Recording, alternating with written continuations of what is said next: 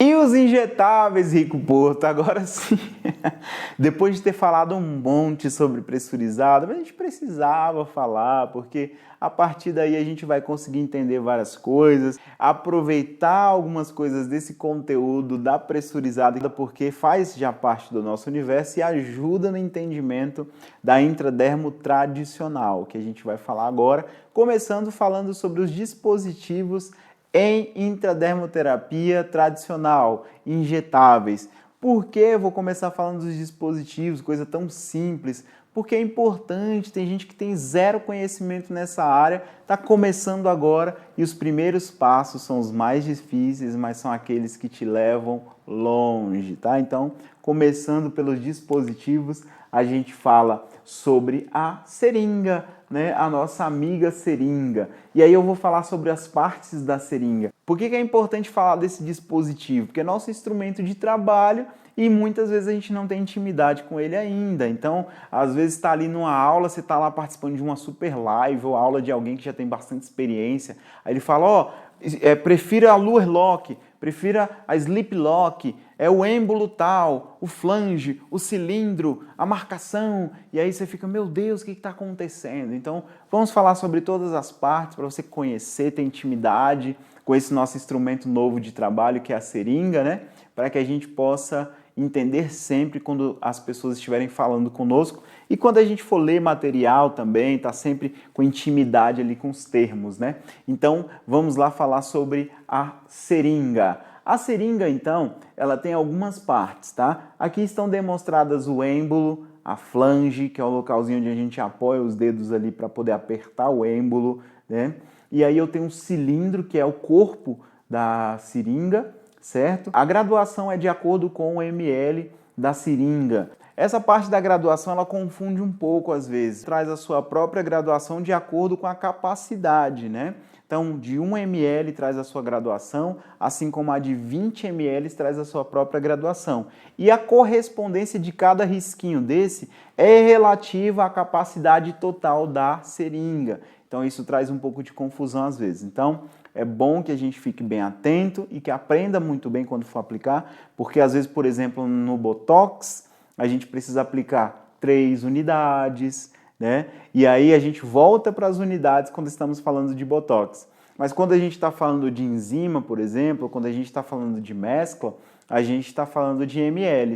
Aí é de 0,1 ml a 0,5 ml, que é meio. E meio a gente sabe que são 50 unidades. Olha como confunde. Então é importante a gente ter uma orientação muito clara com relação a qual seringa que você vai utilizar e qual é a graduação dela. O que corresponde cada risquinho daquela graduação para eu não errar na quantidade a ser aplicada na pele. Sobre esse bico, né? Esse bico é polêmico. O Slip Lock, ele é um bico que facilita muito o encaixe da agulha, mas particularmente não acho seguro, não gosto, porque tem uma tendência muito maior da agulha voada ali. Já aconteceu comigo, inclusive, tá? Você está fazendo uma pressão, às vezes, ali e pá, ele sai, certo? Então, isso não traz muita segurança para nós, certo? Foi um acidente? Foi, mas não é legal. Então, esse bico acima ali, que chama-se Lower Lock, tá? Ele enrosca a agulha. O canhão da agulha vai ser enroscado ali, tá vendo? Ó, canhão, daqui a pouco a gente vai falar sobre a agulha. Mas ele encaixa ali e aí você enrosca e não tem o perigo dele soltar, tá? Então vejo mais segurança. É um pouquinho mais caro as seringas com o Luer Lock, o bico Luer Lock, mas é mais seguro. A agulha ela tem também as suas partes, né? O canhão, a haste e o bisel. Isso é bem legal porque, às vezes, como eu falei, tem gente que está chegando agora no universo dos injetáveis, né? Então, aí o outro fala assim, ó, coloca só o bisel, tá? Insere só o bisel da agulha. E tem gente que fica perdido, né? Ah, o canhão, como eu falei anteriormente aqui, enrosca o canhão no bico Luer Lock. Hã? O que você está falando? É português?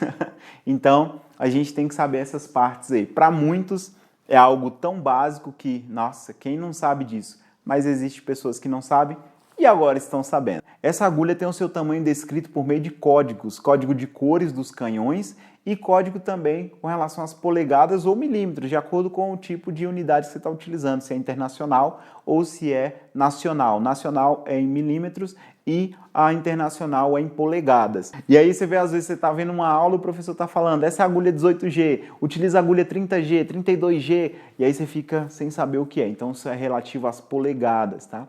Então tanto a cor dos canhões quanto as polegadas delimitam o tamanho da agulha que você vai utilizar. E aí, cada tamanho da agulha, de acordo com a profundidade, a técnica e também a substância que você está administrando.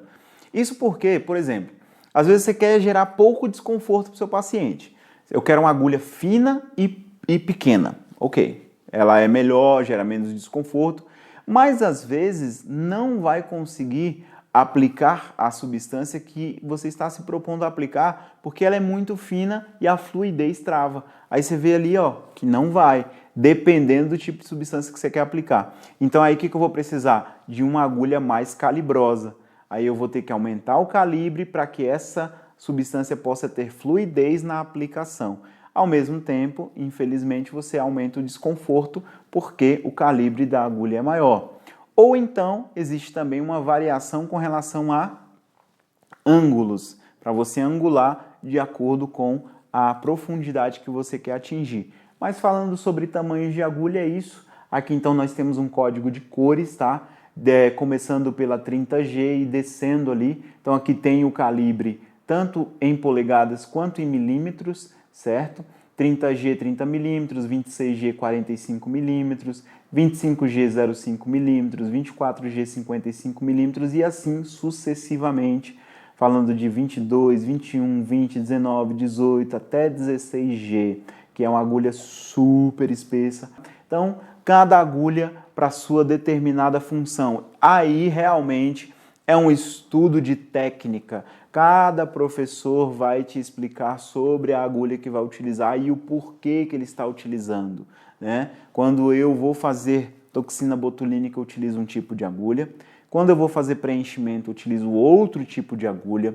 Quando eu vou fazer as enzimas corporais, eu utilizo um outro tipo de agulha. Quando eu vou fazer um skin buster, eu uso um outro tipo de agulha. Quando eu vou fazer uma intradermoterapia capilar injetável, eu uso outra agulha. Então são 5 técnicas, 5 agulhas diferentes. Então realmente algo que você precisa estudar de acordo com cada técnica, isso não tem como fugir e não tem como eu te explicar aqui porque são um universo de possibilidades.